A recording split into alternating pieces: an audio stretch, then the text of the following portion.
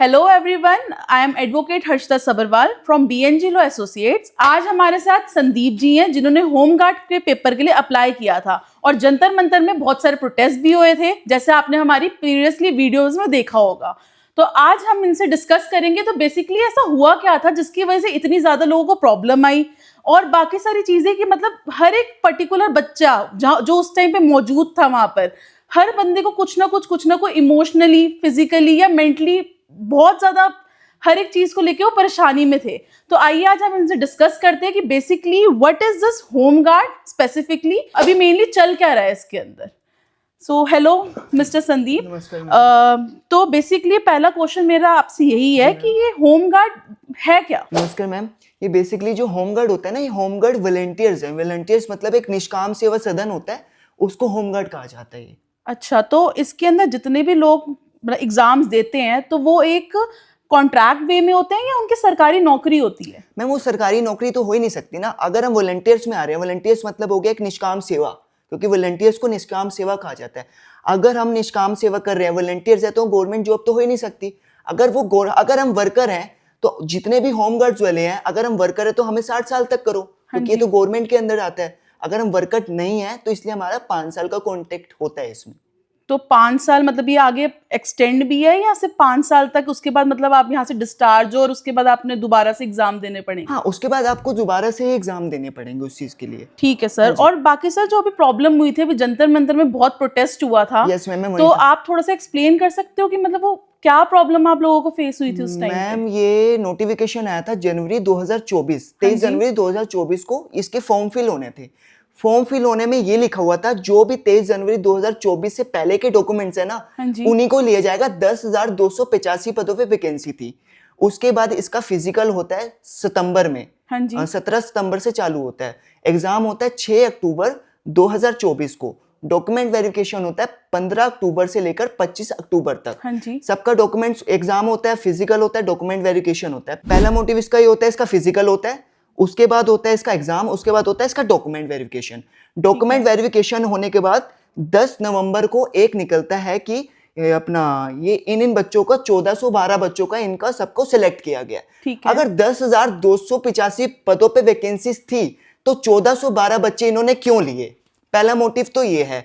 उसके बाद एक LG का एक ऑर्डर आता है 12 नवंबर को कि 2346 बच्चों का, सभी का जिन जिन के डॉक्यूमेंट्स ओके हैं उन सभी को मेडिकल के लिए बुलाया जाए।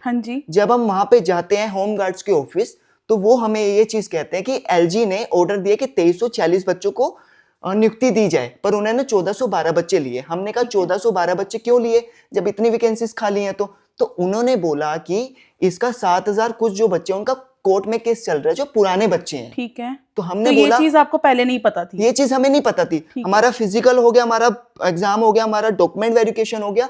जब लिस्ट निकलती है उसके बाद पता लगता है।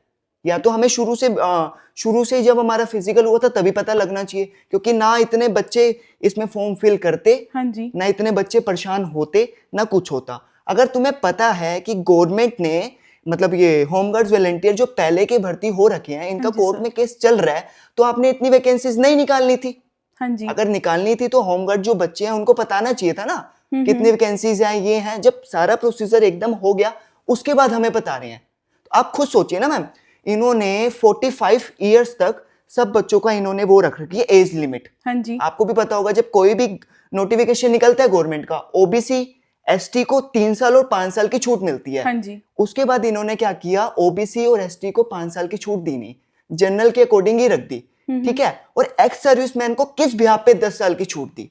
अगर हमें 45 हमें एज दे रखी है तो एक्स सर्विसमैन को किस बिहाफ पे 10 साल की छूट दे रखी है इन्होंने? तो ये चीज आपको कहीं से भी कुछ पता नहीं चला? मतलब ये एकदम से आउट ऑफ अ सडन आ गया इसका? हाँ, मतलब इन्होंने सब कुछ जब हो गया उसके बाद बता रहे हैं कि LG ने खाली 2346 बच्चों का ही अप्रूव किया है। तो आपको आपके रिजल्ट के बारे में माइट बी पॉसिबल कि आप फेल हो उसके अंदर, आपको आपके रिजल्ट के बारे में कैसे पता चला? उन्होंने कुछ बताया नहीं ना इसके बारे में। उन्होंने तो बता दिया 45 जनरल वालों की मेरिट है और 32 ST वालों की मेरिट है, और OBC वाला 0 नंबर से पास हो गया। तो इसके अंदर मेरा नेक्स्ट क्वेश्चन ये है, जैसे आपने बताया कि 0 नंबर वाला भी पास है, जो बहुत ही एक अजीब चीज है हम सबको देखने के लिए, समझने के लिए कि ऐसे कैसे हो सकता है।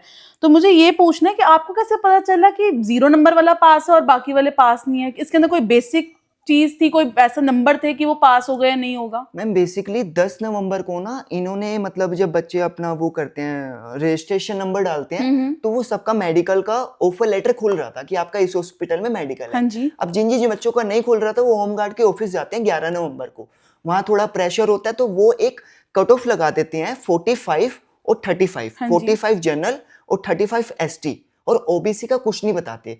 फिर उसी दिन शाम को जब बच्चे कोर्ट में जाते हैं तो उन्होंने एक अपने साइट पे डाल देते हैं कि इनका रिजल्ट ये है। जब वहाँ चेक करते हैं तो ओबीसी वाले को 3 नंबर से ये पास कर लेते हैं। 3 नंबर वो जो कंपनी ने जो जिस भी कंपनी ने एग्जाम लिया था उन कंपनी ने 3 क्वेश्चन अपनी तरफ से ही गलत कर रखे थे। अच्छा। जिसमें से 4 ऑप्शंस में से कोई ऑप्शन ही नहीं था। उसके बोनस मार्क्स 2 ऑल को दे रखे थे, सभी कैंडिडेट्स को दे रखे थे। ठीक है। उसी के बिहाफ पे ओबीसी वाले को पास कर लिया। इन लोगों ने, सर सॉरी इंटरप्ट, इसके अंदर ये चीज है मेरे को पूछनी थी कि आप लोगों ने, जैसे ही आप बोल रहे हो कि मेरे इतने नंबर आए या उनके 3 नंबर आए, तो आपको पता कैसे चल रहा है कि इसके अंदर मेरे इतने नंबर हैं या किसी के इतने नंबर हैं? मैम बेसिकली जब हम कोई एग्जाम देते हैं गवर्नमेंट का या कोई भी एग्जाम देते हैं तो गवर्नमेंट से रिलेटेड तो एक आंसर की आती है। आपने देखा होगा अगर 80 क्वेश्चंस हैं तो 80 क्वेश्चंस में से एक आंसर की आती है। आंसर की में बच्चों ने प्लस किया, वो 24 घंटे बाद वो आंसर की हट जाती है। तो उसी के बिहाफ पे बच्चों ने अपने आइडिया से बोला कि मेरे इतने नंबर बन रहे हैं। और अच्छा। इन्होंने मतलब जब हम अपना रजिस्ट्रेशन नंबर डाल रहे हैं तो उसमें इनवैलिड डिटेल्स आ रहे हैं। इन्होंने कोई प्रोसीजर नहीं बताया कि तुम किस रीजन से आउट हो क्या नहीं हो, बस इन्होंने ये बताया 45 वाले जो है वो जनरल और 35 वाले एसटी वाले बच्चे पास हैं। ओबीसी का कुछ नहीं बताया वो किस नंबर से पास है, किससे आपको नहीं है। अपने बारे में पता है कि मतलब आपके कितने नंबर हैं इस टाइम पे, या आप भी अभी कंफ्यूज ही हो इस चीज को लेकर? मैं भी इस चीज को लेकर थोड़ा कंफ्यूज हूँ क्योंकि इन्होंने तो बताया ही नहीं ना कि किस रीजन से हमको आउट किया। इसमें तो मैम आरक्षण वाली कोई चीज ही नहीं होती। ओबीसी, एसटी, एससी और जनरल सारे इक्वल होते हैं क्योंकि हम अच्छा। वॉलंटियर्स हैं। ये कोई हम गवर्नमेंट का एग्जाम नहीं दे रहे, हम नॉर्मल वॉलंटियर्स हैं। अगर आरक्षण वाली चीज नहीं हो रही तो आप एक क्राइटेरिया सेट करो ना कि इतने नंबर वाले पास कितने हैं। नंबर वाले? अच्छा, इसके अंदर ना आप लोगों ने, वैसे मैंने सुनने में आया है मुझे कि मतलब बच्चों ने बहुत ज्यादा हंगामा के साथ साथ कोर्ट में भी जाके सुनवाई वगैरह सब इन लोगों की हुई है, तो उसके अंदर क्या? मैम जो होमगार्ड्स के बच्चे हैं ये कोर्ट में भी गए हुए हैं और वहाँ के जज ने इनको नोटिस दे दिया है कि आप जिन जिन बच्चों का डॉक्यूमेंट वेरिफिकेशन हो गया है उन सभी बच्चों का मेडिकल करवाओ। पर इन्होंने अभी तक उस चीज में कोई सुनवाई नहीं की। जब हम पूछते हैं तो कहते हैं कि हमारे पास कोर्ट का कोई ऑर्डर आ ही नहीं रखा। ठीक है, तो इसके अंदर आपने आरटीआई वगैरह भी डाली होगी। बहुत लोग ऐसा करते हैं, कुछ चीजें हमें नहीं पता चलती तो वो सीधा वो आरटीआई डाल देते हैं उसके आरटीआई अंदर। तो मैंने भी डाली थी, ये क्वेश्चन मैंने भी पूछा था अगर इसमें आरक्षण वाली चीज है तो आप मुझे उसकी कॉपी दिखाइए।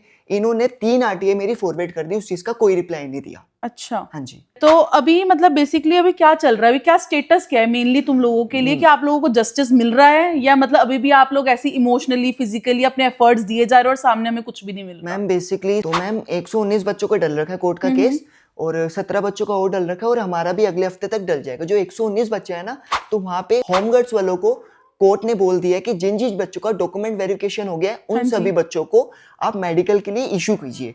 मैम देखिए ना, अगर कोई भी एग्जाम देते हो तो उसमें आपका कोई भी जैसे फिजिकल होगा, उसके बाद आपका एग्जाम होगा, एग्जाम के बाद आपकी मेरिट निकलती है। इन्होंने फिजिकल कर दिया, एग्जाम कर दिया, डॉक्यूमेंट वेरिफिकेशन कर दी, उसके बाद इनका मेरिट निकालने का तुक ही नहीं बनता ना, तो इन्होंने किस भी आप पे मेरिट निकाली? तो बेसिकली आपको ऐसा क्यों मतलब क्या लगता है आपको ऐसा कि मतलब कोर्ट आपकी किस तरीके से मदद कर सकती है?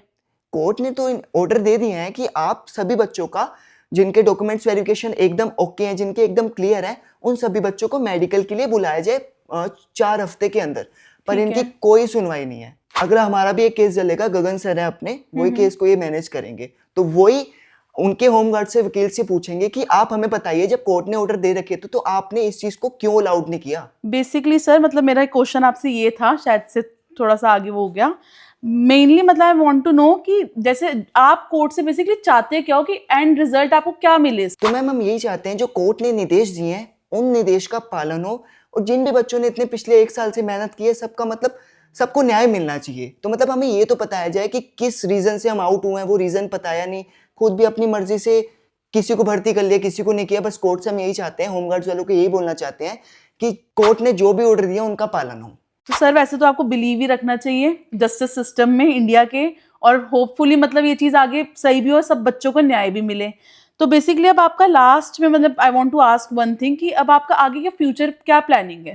मैम जो कोर्ट ने ऑर्डर दे रखे हैं कि 4 हफ्ते के अंदर सभी बच्चों का मेडिकल कराएं, इन्होंने उस चीज का अभी तक कोई रिप्लाई नहीं दिया।